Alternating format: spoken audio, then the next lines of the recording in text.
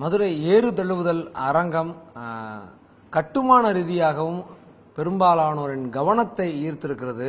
வெறும் 10 மாதங்களில் எப்படி இவ்வளவு பெரிய அரங்கத்தை இவ்வளவு நுணுக்கங்களோடு கட்ட முடிந்தது அப்படிங்கிற ஒரு மிகப்பெரிய கேள்வி இருக்கு. எப்படி கட்டினாங்க அப்படின்னு நம்ம தெரிஞ்சுப்போம். பொதுப்பணித்துறையினுடைய முதன்மை தலைமை பொறியாளர் திரு KP சத்தியமூர்த்தி அவர்கள் நம்மோடு இருக்கார். அவருடைய குழுவினர் கூட இருக்காங்க. நம்மகிட்ட பேசுவோம். சார், வெறும் 10 மாசத்துல எப்படி இவ்வளவு பெரிய அரங்கத்தை இவ்வளவு நுணுக்கங்களோட கட்ட முடிஞ்சது?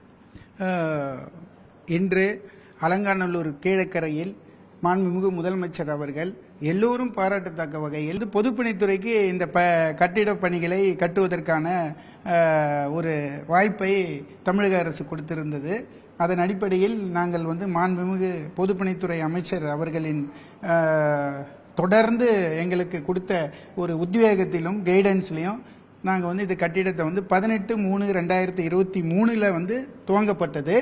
இதில் 250 நாட்களில் கட்டப்பட்டு இருக்கிறது. இதில் 3 அடுக்கு பார்வையாளர்கள் கூடம் அமைக்கப்பட்டிருக்கிறது. சுமார் 5000 பார்வையாளர்கள் இதில் அமர்ந்து ஜல்லிக்கட்டை பார்க்கக்கூடிய வாய்ப்பு ஏற்படுத்தப்பட்டுள்ளது.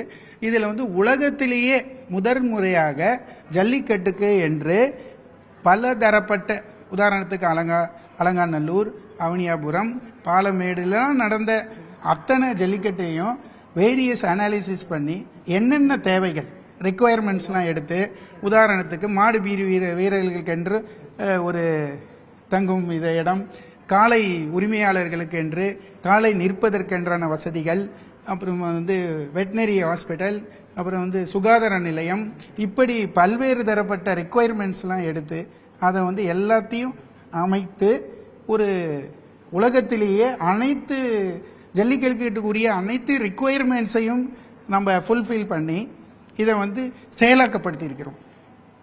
இதே மாடலாக வச்சு தான் இனிமேல் ஜல்லிக்கட்டுக்கு யார் அரங்கம் எந்த உருவத்தில் அமைச்சாலும் இதனுடைய ரெக்குவயர்மெண்ட்ஸை எடுத்துக்கொள்ளிருக்கலாம்.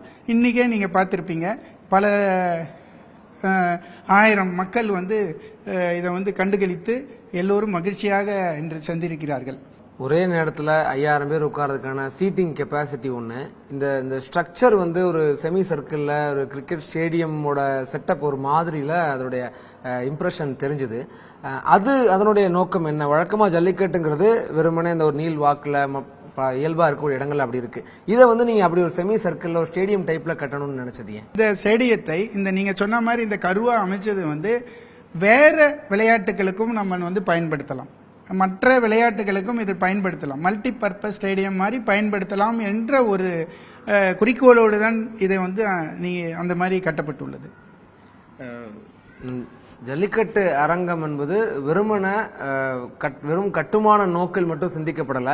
இயல்பா நடக்கக்கூடிய அவனியாபுரம், பாலமேடு, அலங்காநல்லூர்ல என்ன மாதிரியாக ஜல்லிக்கட்டு நடக்குது, அங்க என்ன மாதிரியான இடவசதி தேவைப்படுது, என்ன மாதிரியான போதாமைகள்லாம் அங்க இருக்குன்னு அதை நேரடியாக கள ஆய்வு செஞ்சு அந்த கட்டுமானத்தை நிகழ்த்தி இருக்கிறது தான் இதனுடைய ஸ்பெஷல் அப்படின்னு நம்ம பார்க்க வேண்டியது இருக்குது. இன்னொரு மிக முக்கியமானது, இந்த அரங்கத்தினுடைய கட்டுமானம் அப்படிங்கிறது ஒரு பன்னோக்கில் பல்வேறு விதமான விளையாட்டுகள்ல பல்வேறு விதமாக இதை பயன்படுத்த முடியும். வெறும் ஜல்லிக்கட்டு காலங்களில் ஜல்லிக்கட்டு தவிர்த்து மீதி காலம் முழுக்க இந்த அரங்கத்தை பயன்படுத்தணும் அப்படிங்கிற ஒரு நோக்கமும் இந்த கட்டுமானத்தில் தெரிய வருது.